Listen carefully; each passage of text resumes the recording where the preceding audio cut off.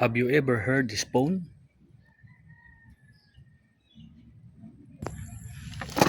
This is the Infinix Hot 60 Pro.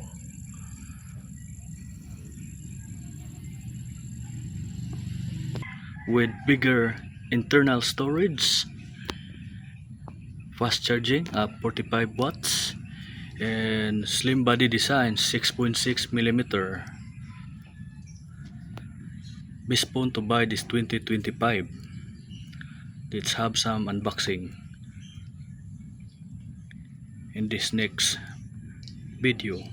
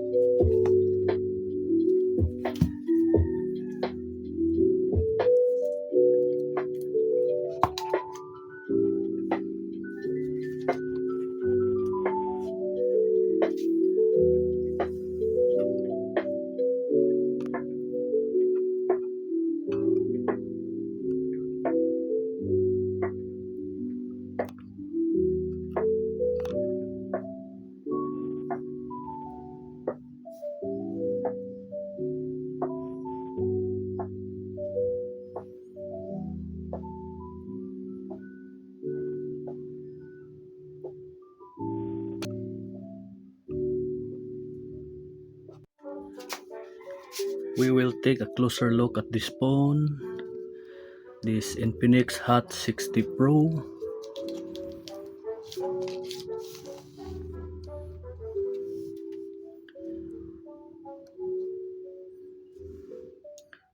This is a titanium silver. You can choose a different color, black, blue, and also there's like the coral pink, and then there's orange.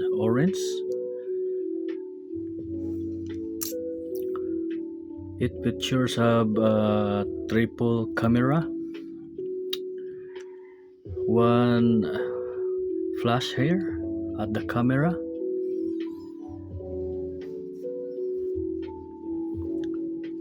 a box type design, a slim design, 9.9mm thickness, like an iPhone design, an AMOLED display, Gorilla Glass 7i, and this is the SIM tray, and the edge is very nice. I think this is a plastic, and have some 3.5mm headphone jack. Good, because Infinix does not remove the 3.5 headphone jack at type C.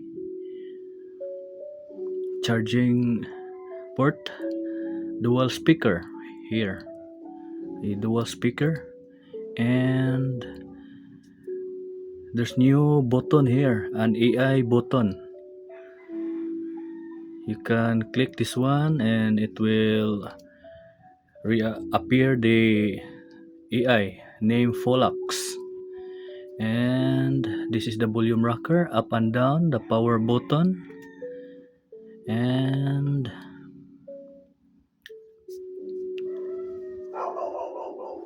we will turn it on. We'll take a look at the headphone, the SIM tray. This is the inside of the SIM tray. It's not an hybrid, but a triple SIM slot. You can put a 2 pieces micro nano SIM here, and a micro SD slot 1 pieces. It can the size of the storage, it can reach up to 1 terabyte. You can put a 1 terabyte micro SD slot here. And Infinix did a good job. It did not remove the SIM tray. Okay, we will put it inside and we'll turn on the phone. I think there's a juice here.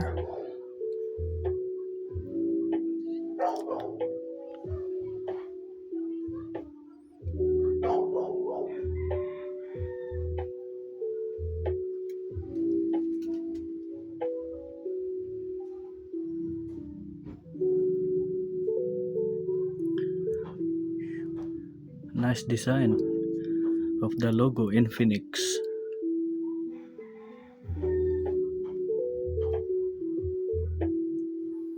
Okay.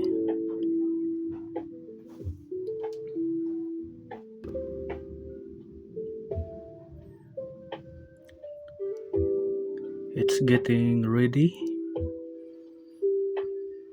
Here it is. Wow. Very sharp and bright screen because of the AMOLED display featured in this budget phone. If you purchase this phone at a promo price, you can price this at 6,000 pesos Philippine money.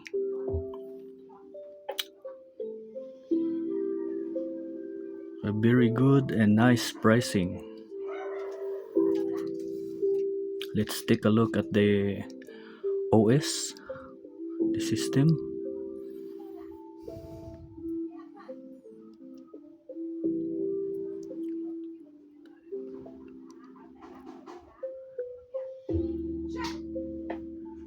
This phone have a 256 room, a 4G network,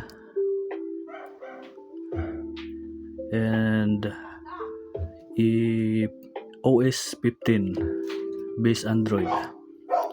5 years update, supported by 3 to 5 years update.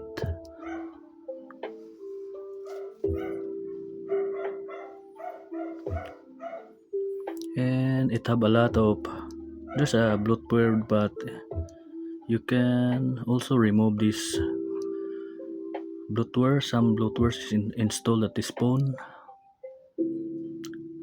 Okay, there's a lot of apps, and let's take a look at the camera. This camera have an AI cam featured in this triple camera.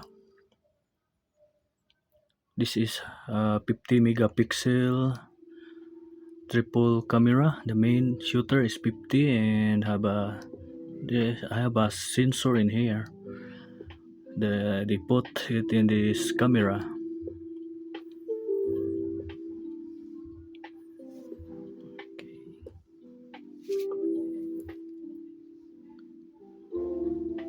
So okay.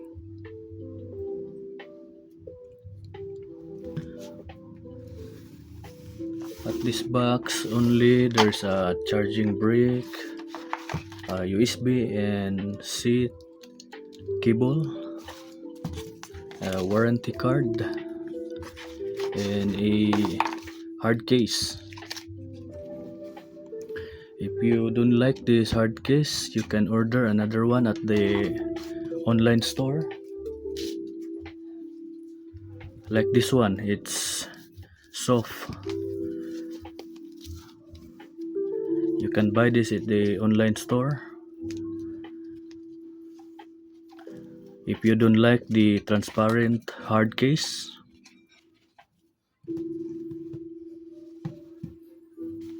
and that's it. Comment down below if you have some questions or you want to ask something that is missing. The next video is camera. We'll test the picture and the camera, the video recording on this Infinix Hot 60 Pro. So okay.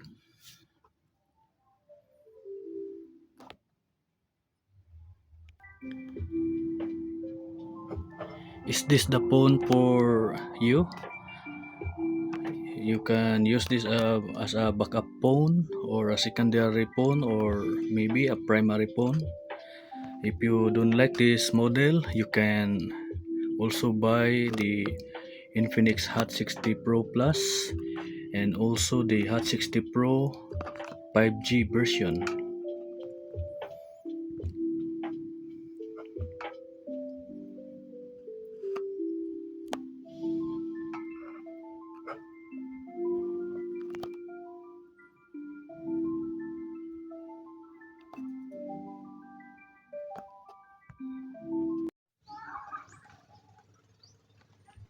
This is the shot of a video recording of the front-facing camera. Looks good. The color is fine, and let's take a little walk in here, so you can see the view of the place. Let me say in the comment what you think of the front-facing camera.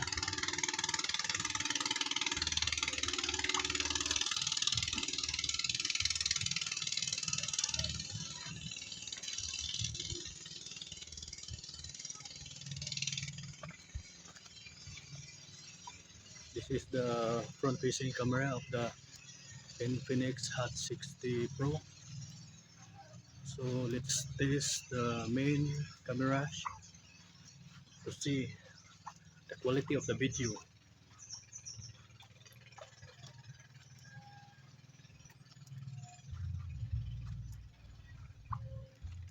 Okay, let's check it now.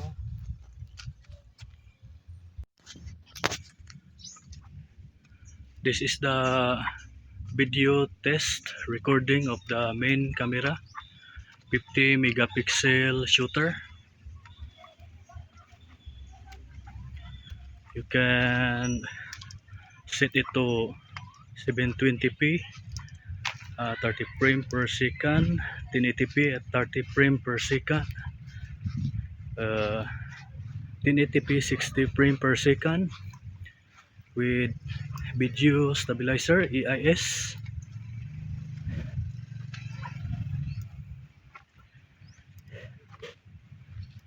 and up to 2K of recording resolution.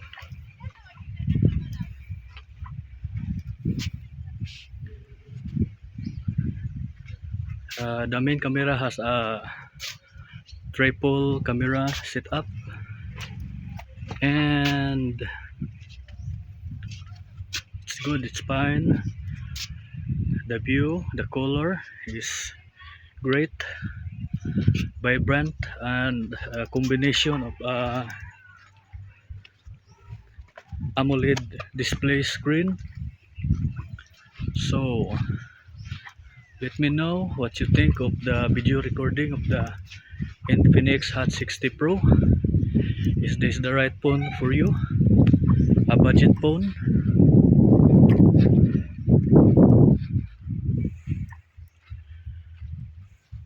A little tips of the storage. This the type of storage is using the UFS 2.2. Good for editing videos, launching up, and a few little games you can play with latest games. So okay, thank you for watching this short video. So let's test it, a few shots of this main shooter.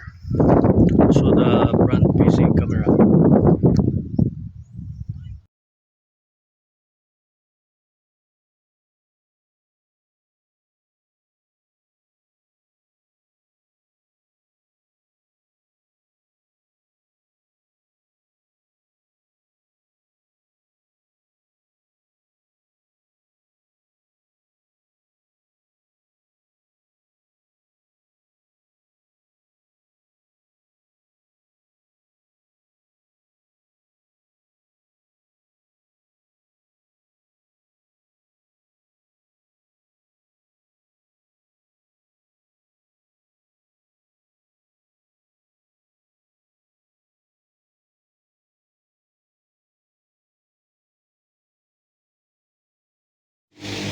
That's it for today of the Infinix Hot 60 Pro review. Thank you for watching. Please give it a like, hit subscribe, and ring the notification bell icons. Thank you for watching.